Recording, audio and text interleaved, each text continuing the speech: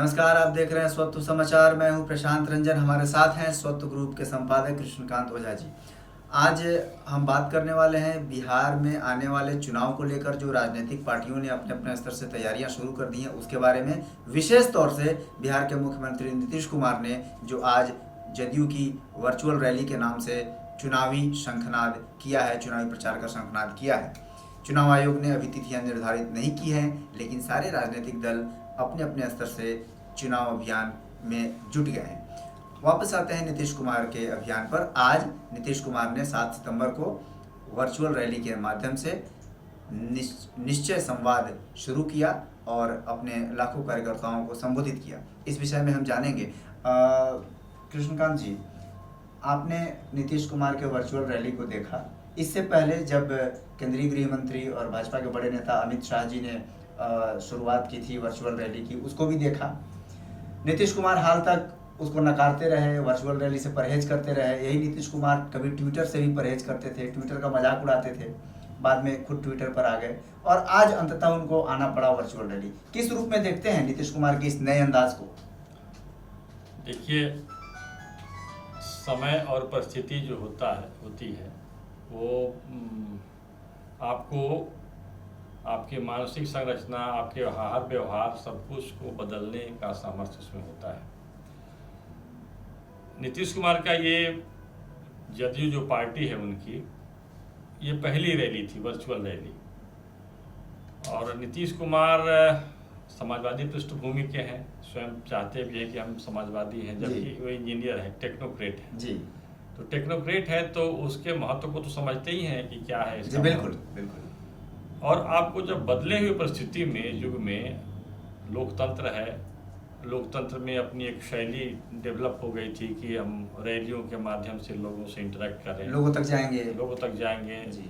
Rally, फिर महारैली और रैला, इस प्रकार की बातें होने लगी, जो अपने राजनीतिक सामर्थ्य और शक्ति को दिखाने के लिए लोग गांव-गांव से भीड़ इकट्ठा करते थे। और जब रैली होती थी तो कम से कम 10 दिनों तक पटना की सड़कें अस्त व्यस्त हो जाती थी और सब लोग होते थे। लेकिन कोरोना के काल में, कोरोना होने के कारण, ये वैश्विक महामारी, वैश्विक संकट कह सकते हैं, तो इसमें लोग निकलना मुनासिब नहीं समझ रहे हैं, संभव भी नहीं है। लेकिन अब लोकतांत्रिक व्यवस्था को संचालित करना है। भारत एक लोकतांत्रिक देश है, यहाँ तानाशाही नहीं है, यहाँ कोई चीन जैसा जो साम्यवादी तानाशाह है वैसी व्यवस्था भी नहीं है। तो आपको लोग के पास जाना होगा और लोग के पास जाने के लिए जो उपलब्ध संसाधन है उसका उपयोग करना पड़ेगा। तकनीक का उपयोग उन्होंने किया, तो ये तो तकनीक की बात होगी, बहुत बड़ी बात नहीं है। नीतीश कुमार ने तकनीक का उपयोग करके, जो समाजवादी पृष्ठभूमि के हैं, समाजवादी तौर तरीके से अपनी बातों को रखने का प्रयास करते हैं, उन्होंने भी अंततः स्वीकार किया कि हमको ये जाना है।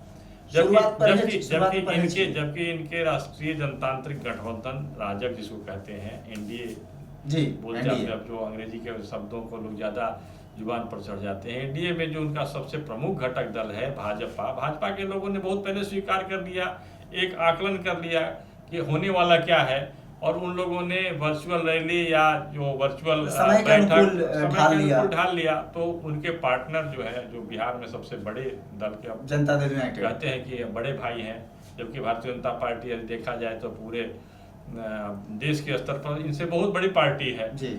बिहार में भी आप देखेंगे तो इनके कार्यकर्ताओं का जो नेटवर्क है, बड़ा नेटवर्क है। नीतीश कुमार को भी इसको स्वीकार करना पड़ेगा। बातचीत के में वो स्वीकार भी करते हैं कि ये संगठन के तौर पर देखा जाए तो भारतीय जनता पार्टी एक बड़ी पार्टी है। तो ये बात हो गई। अब हम लोग को जो एक पॉलिटिकल, राजनीतिक तौर तरीके से जब हम बात करेंगे तो नीतीश कुमार का जो पहला वर्चुअल रैली है, एक मंच भी है, मंच पर सब लोग हैं, सभी समुदाय, सभी वर्ग विशेष के लोगों को वहाँ पर एडजस्ट किया गया ताकि एक मैसेज जाए। लेकिन मुख्य वक्ता के तौर पर नीतीश कुमार ही थे। तो मुख्य वक्ता के तौर पर नीतीश कुमार का होना मतलब चेहरा नीतीश कुमार का होना। एनडीए की जब चुनाव में जा रहा है, एनडीए जो उनकी पार्टियों का जो गठबंधन है, तो चेहरा नीतीश कुमार होंगे। तो नीतीश कुमार जब चेहरा है तो उनको अपनी नीति रीति सबको बताना पड़ेगा। तो बताना पड़ेगा, तो उसमें उनके पास कहने के लिए है क्या? आपने 15 वर्षों तक शासन किया है, तो अपेक्षाएं आपसे बहुत सारी हो रही होंगी, लोगों के है भी। और आपके जो प्रमुख जो विरोधी दल है वो राजद है, राष्ट्रीय जनतांत्रिक जो राष्ट्रीय जनता दल है। तो अब इन दोनों के बीच में एक कहना तो बिल्कुल स्वीकार भी करना पड़ेगा, लोग स्वीकार भी करेंगे कि जो 15 वर्षों तक शासन में होते हैं तो एक एंटी इनकम्बेंसी होती है, स्वाभाविक तौर पर होती है, लोगों की अपेक्षाएं होती है, बहुत सारी अपेक्षाएं होती है, और अपेक्षाओं को कोई पूरा करे न करे तो एक तरह से लोग बदलाव चाहते हैं। 15 वर्ष कम नहीं होता है जी। तो नीतीश कुमार को लेकर के बिहार के गांव से लेकर शहर के लोगों में एक बदलाव की अपेक्षा रखते थे, लेकिन परिस्थितियां ऐसी हैं कि उसमें बदलाव संभव नहीं लगता है। तो इसमें आपका जो वोटर है, मतदाता है, उसके साथ आप एक किस स्किल के साथ, किस राजनीतिक कौशल के साथ उससे आप बात करते हैं। तो नीतीश कुमार ने इस रैली के माध्यम से जो युवा वोटर है उसको भी साधने, उसको भी एक संदेश देने का, संवाद उससे करने का प्रयास किया जी। अच्छा, ठीक है, ये तो संवाद किया। हाँ, एक चीज मैं उस रैली में सबसे जो महत्वपूर्ण बात ये है कि नीतीश कुमार ने कहा कि जो हमारे युवा साथी हैं जो बिल्कुल पहली बार या दूसरी बार मतदान करने जा रहे हैं, उनको शायद नहीं मालूम है कि राजद के शासन में किस प्रकार की व्यवस्था थी, सड़कें हमारी कैसी थी, बिजली नहीं आती थी, अपराध का क्या मामला था। तो ये सारे बातों को सामने रख करके मतलब राजद की जो छवि थी, उस पुरानी छवि जो अब तेजस्वी के आने के बाद में तेजस्वी माफी मांग रहे हैं या अपनी छवि सुधारने का प्रयास कर रहे हैं, लेकिन इसके बावजूद जो पुरानी छवि थी वो उनका पीछा छोड़ नहीं रहा है। और नीतीश कुमार एक इस बात को समझते हैं, कुशल राजनीतिक के तौर पर उस बात को रखते हैं कि भाई इनके आने के बाद में वो पुरानी परिस्थितियां आ जाएंगी और इसके बाद कुछ भी संभव नहीं है। इस विश्लेषण में एक महत्वपूर्ण पक्ष जो छूट रहा है, नीतीश कुमार की रैली की एक विशेषता रही कि नीतीश जी का अंदाज नया रहा। पहली बार वर्चुअल मीडियम, डिजिटल मीडियम का उन्होंने उपयोग किया अपने लोगों को संबोधित करने के लिए, जनता के बीच जाने के लिए।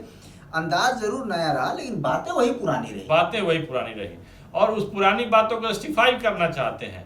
कहीं ना कहीं हमको जो लगा उनके क्या मतलब है कि अब जितना है प्रत्यक्ष या अपरोक्ष तरीके से नीतीश कुमार ने यह साबित करने का प्रयास किया कि भाई हम राजद से अलग क्यों हुए, क्योंकि आज भी उनकी मानसिकता, उनके जो तौर तरीके हैं वो कहीं ना कहीं पुराने तौर तरीकों पर चल रहे हैं। तो इसके कारण हम उसको बर्दाश्त नहीं कर सकते हैं। अब उन्होंने कहा क्राइम, कम्युनलिज्म और ये करप्शन, इन 3 बिंदु जो रखे कि 3 बिंदु पर हम समझौता नहीं कर सकते हैं। तो कहीं ना कहीं उनका इशारा यह था कि हमारे साथ भी सरकार में आए तो मिट्टी घोटाला आ गया और सारे घोटाले खुलने लगे, तो उसमें हम कैसे तो मतलब हम करप्शन से समझौता नहीं करेंगे। दूसरी बात यह है कि क्राइम की भी बात वो कर रहे हैं कि कहीं न कहीं जो क्योंकि लॉ एंड ऑर्डर इनकी यूएसपी रही है जी। और इनके शासन काल में ही शराबबंदी के बावजूद गोपालगंज जैसी घटना हुई। गोपालगंज में बहुत बड़े शराब माफियाओं ने और कई लोग मर गए थे जहरीला शराब पीने से, लेकिन इसके बावजूद उस समय नीतीश कुमार मुख्यमंत्री होते हुए भी वहां के एसपी और डीएम का तबादला नहीं कर सके जी।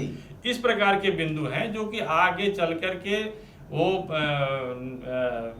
राजद के लोगों को जवाब देने के लिए इस प्रकार के मुद्दों को भी सामने ला सकते हैं। ये कई महत्वपूर्ण चीज़ों को हमने सामने लाने की कोशिश की कि नीतीश कुमार ने आज जो वर्चुअल रैली के माध्यम से निश्चय संवाद किया है बिहार की जनता के साथ, उसके क्या क्या मायने हैं। नीतीश जी का अंदाज जरूर नया था लेकिन बातें वही पुरानी थी, जिसके बारे में अभी स्वतंत्र समूह के संपादक कृष्णकांत ओझा जी बता रहे थे कि नीतीश जी बखूबी जानते हैं, कुशल राजनीतिज्ञ हैं कि कहाँ पर किस चीज़ को प्लेस करना है, किस तथ्य को कहाँ परोसना है, इस बात की उन्हें जानकारी है और कैसे खुद को राजद के शासनकाल से अलग और बेहतर दिखाना है, ये बात भी नीतीश जी जानते हैं। बिहार चुनाव से संबंधित तमाम सारे अपडेट्स के लिए आप स्वतंत्र समाचार से जुड़े रहिए। बहुत बहुत धन्यवाद।